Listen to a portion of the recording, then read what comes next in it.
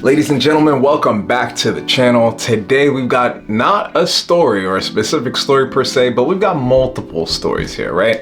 So we're gonna take a look at it. I'm not even gonna yap that long. Just do me one favor, pull up a chair, come hang out with your boy, and let's take a look at these videos together. So I'm sure most of you watch football, and if you're like me, I'm also pretty sure that you're happy that Kansas City lost. With that being said, Philadelphia has this very interesting, perplexing thing where whenever they have a team win, whether it be a playoff or a Super Bowl, whatever the case may be, for whatever reason, they decide to destroy their community.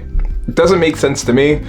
To be quite honest with you, kind of reminds me of BLM protesters, not to get political, but the idea of destroying your own community for, a cause just doesn't really pan out regardless of, what you're doing it for. But here's where things get super interesting. So for whatever reason, we have this woman who decided that she wanted to take on like everyone. I guess she wanted a 20v1 violently. But in this video, this woman goes off on a bunch of random strangers. Let's go ahead and take a look at the video.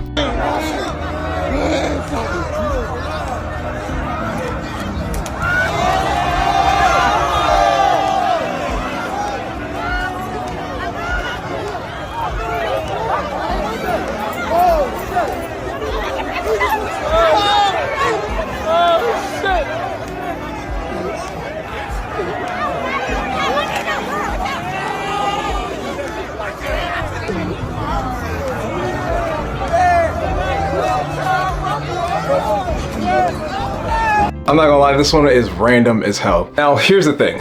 For whatever reason, for a lot of guys or just creators in general within this like space, I wouldn't say I'm red pill, maybe like red pill adjacent, right? But for a lot of people in this space, one thing they commonly love to do is dunk on black women specifically.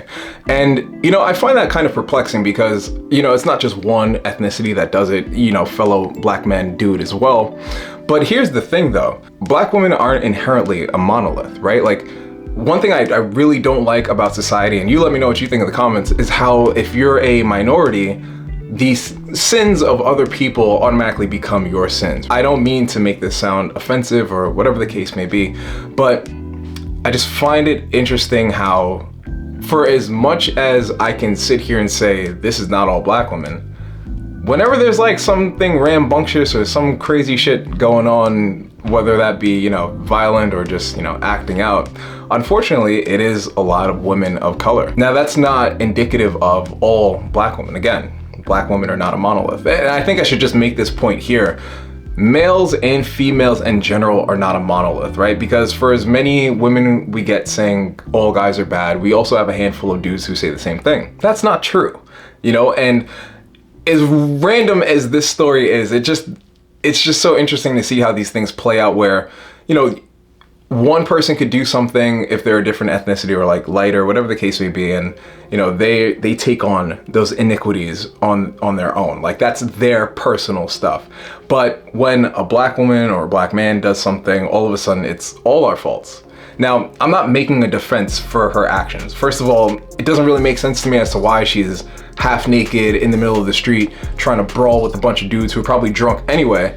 But I just find it very interesting to see how these stories get spun in a interesting manner. Regardless, this kind of behavior is not acceptable for anyone, regardless of race or gender. But again, much like I said before, it's always interesting and pretty telling as to how most of the time, almost all of the time, it is a woman of color that is, acting rambunctious. Listen, say what you will, that's just my opinion on it. You let me know what you think in the comments. Let's watch the next video. Yeah, I have to tell you the story. Go on, tell me. So this girl went on her bachelorette in Amsterdam and her future husband went on his stag do to Amsterdam, but stupidly they went at the same time. Okay. Anyway, there's this like kinky bar. There's holes in the wall and the men put their penis through the hole and then like the women suck the dicks. And then there's a button. If you want the person's face and body to be revealed, you press the button. But is it other customers or are they sex workers? No, they're normal people. Okay, all right. There's a bar that's split into two. Okay. One side of the bar is the men, one side is the women, and they're putting their penis through the holes. What the fuck? She's sucking a dick, yeah? She's doing that? This girl. She's doing that on her bachelorette. She's, okay. She out here Yeah. on her knees, brother. This Right. bitch about to get married, y'all. Yeah. Okay, so anyway, she was sucking dick and she decides to press the button. And guess who it is? Who? Her dad.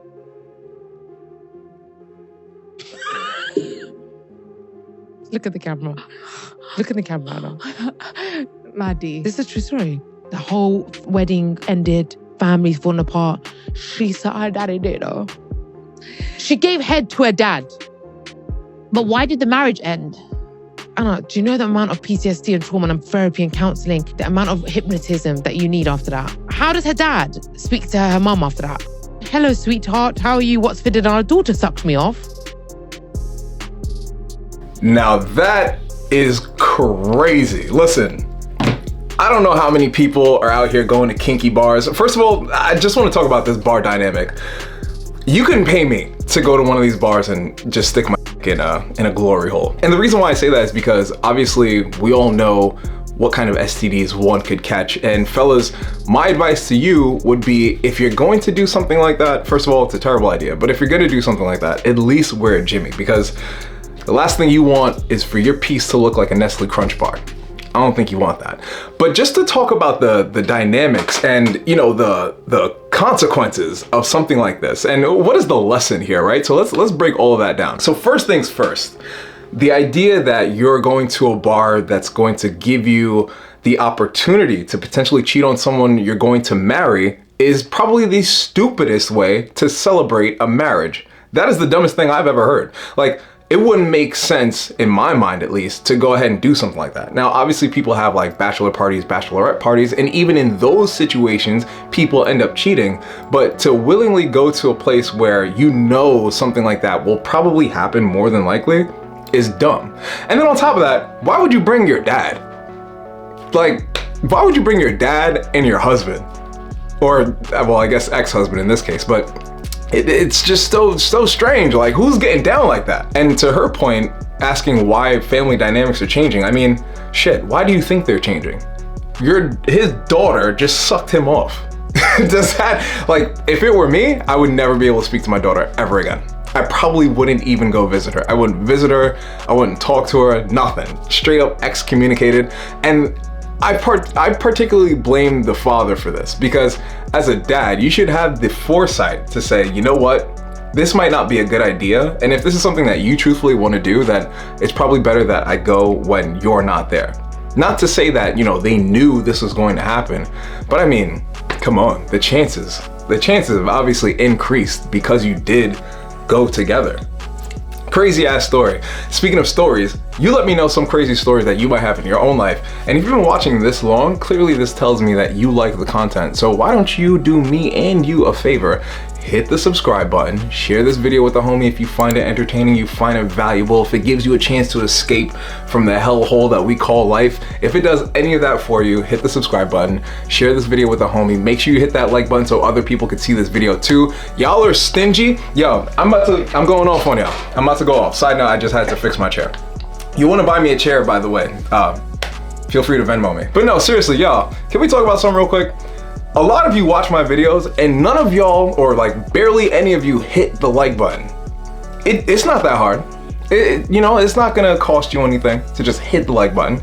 And the reason why I'm saying this is because when you hit the like button, it shows the algorithm gods that this video is worth watching. And I don't know about y'all, but I think these videos are worth watching, so just do me that favor. Anyway, let's go ahead and talk about our last story. This one is kind of a doozy, a little bit, but hey, we'll go ahead and talk about it. And the reason why I want to talk about this story is because it's particularly telling to how society functions, especially how it reacts to males, whether that means the male is a victim or an aggressor.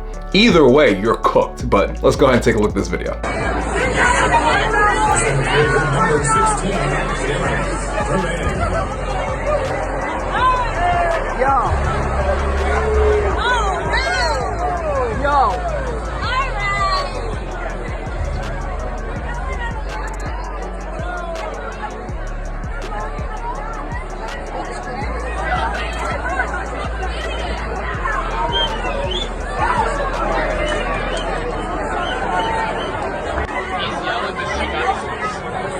Going to be hit. She was going to get physical.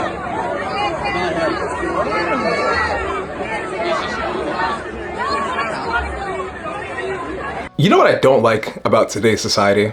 I mean, this has probably always been around, but what I don't like about today's society is just how, not unfair, but just how like myopic people's perspectives are. You know what I mean? Like, this guy literally just got touched by a complete stranger, a woman at that. Like, God forbid this guy had, you know, a partner or whatever the case may be, like a woman at home or something, right? She just straight up violated this dude in front of hundreds of people, and then he gets kicked out? What world are we living in? What world are we living in? I don't want to say like women shouldn't have rights or anything like that, because that's obviously not true. Women should have rights. But the idea that a woman could essentially violate this guy and there's no real repercussions is very telling to just how much we're playing into the whole trope of, you know, giving women quote unquote additional freedoms, or however you want to classify this, right? Like, yes, people should be free to do what they want, but that does not mean that now, because women have been suppressed for so long, all of a sudden they can go ahead and start acting like dudes. Because I mean, realistically, that's kind of what this is, right? Because a lot of women take this feminist standpoint and, you know, they want to act more masculine or whatever the case may be. And they conflate masculinity with being aggressive and just overall being an asshole. That's not what masculinity is, right? Much like black women, masculinity is not a monolith. There isn't a one size fits all. Masculinity is a wide variety of character traits, both good and bad. But for whatever reason, a lot of women that, like the Theranos CEO, they want to have the deep voice, they want to be aggressive, they want to constantly push upon men because for some reason they think masculinity equates to being a bully, and it really doesn't.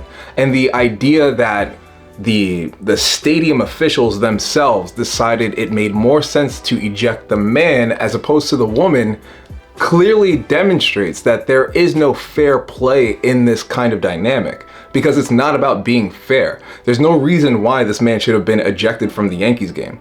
Fans are gonna talk shit. People are gonna talk and jaw at each other in the stands all day. What's not okay is then all of a sudden putting your hands on said person. And if you are the person who puts their hands on said person first, you should be kicked out of the stadium.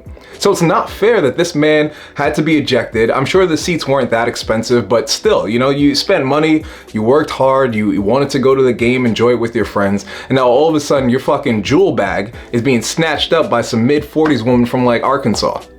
Make it make sense. All right, y'all, we got a couple other videos. I'm not gonna talk for these couple of videos, we're just gonna let them play out. But listen, if you've enjoyed this video, you already know what to do. Hit the subscribe button, hit that like button. Enjoy the rest of these videos. Thank you so much for hanging out with me. Thank you for stopping by and watching these videos. And of course, I'll see you in the next video. Peace. Well, I'm leaving, but you don't go anywhere. Watch the rest of these videos. And what's the secret to a happy marriage? We've been married 61 years. Okay. You wanna know the secret? Yeah. What's the secret?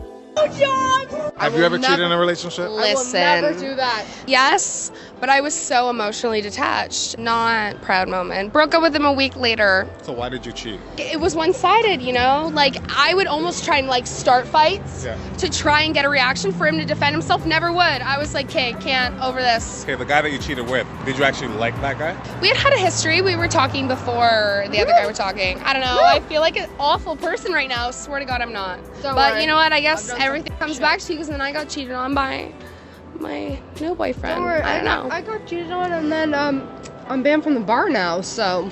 Yeah.